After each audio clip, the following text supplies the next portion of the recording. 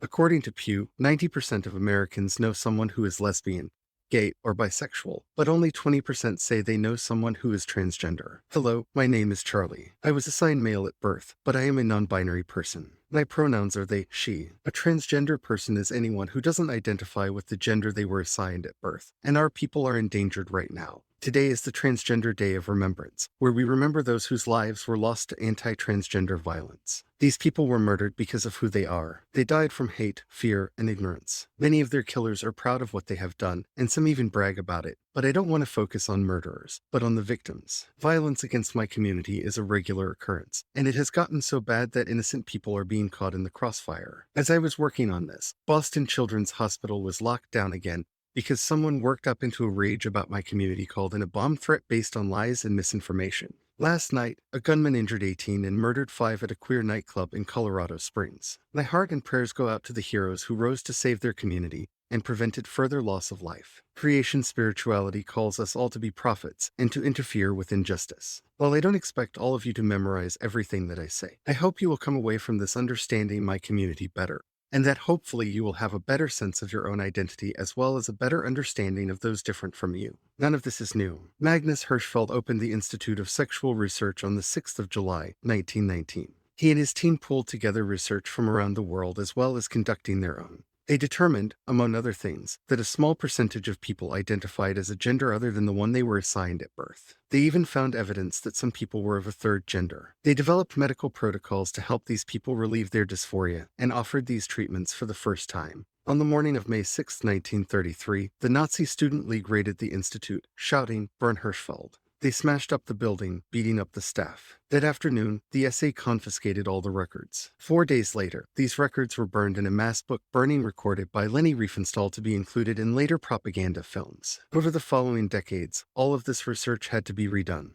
The conversation was cut off and delayed, which is why most people are only hearing about these topics now. First, we have to understand the difference between sex and gender and sexual preference. Whether or not someone is asexual, heterosexual, homosexual, or bisexual has nothing to do with someone's gender identity. Biological sex is a characteristic someone is born with and the secondary characteristics that develop at puberty. Gender is socially constructed and prescribed roles assigned to people by their culture. Definitions of gender change from culture to culture and evolve over time. We know that in humans, there is a minimum of 3 sexes, males, females, and intersex. You may have heard about this third sex, which other insulting or inaccurate terms. The proper and accurate words in intersex. Gender is different from sex. It is the manner in which someone lives their lives and presents themselves to the world. It is how you identify and feel on the inside as well as how you present yourself and perform your gender. Gender is a complex system of coded things, from haircuts to clothing, mannerisms and ways of speaking, and pronouns and names, and sometimes even aspects of a person's own body. So much of the conversation these days is about transition, or how someone changes from the gender they were assigned at birth to the gender they are, and when this transition can and should happen.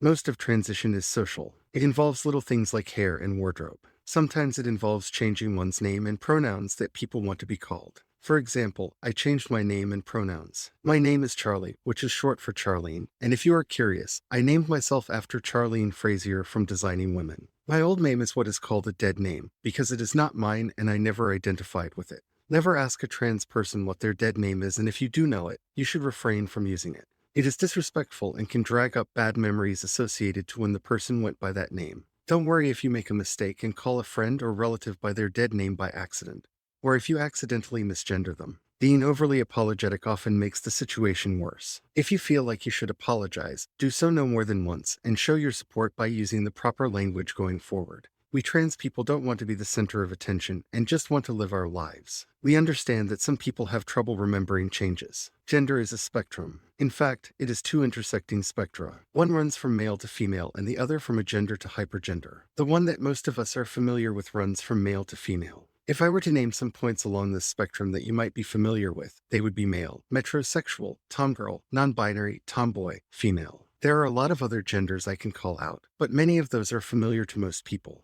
The other spectrum runs from people who have no experience of gender or agender to people you work hard to exemplify their gender, or hypergender. Examples of the latter would be Kim Kardashian and Dwayne "The Rock" Johnson, who both work hard to perform hyperfemininity and hypermasculinity, respectively. Traditionally, when a child is born, they are assigned one of the binary genders, either male or female. Then they are taught to perform that role as they grow up. Most of this is unconscious. It is done through the clothes they are dressed in, the haircuts they are given, the toys and games they are encouraged to play, and the media they are exposed to. For most people, there is nothing wrong with this. You see, gender is like a pair of socks. When they fit well, you barely notice you are wearing them.